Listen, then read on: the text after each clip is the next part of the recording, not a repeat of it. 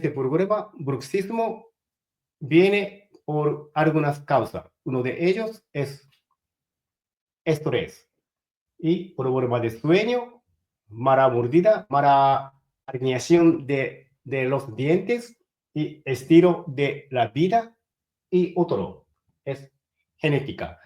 Pero dicen que, y mayormente el gran problema es esto, estrés. Ya sabes.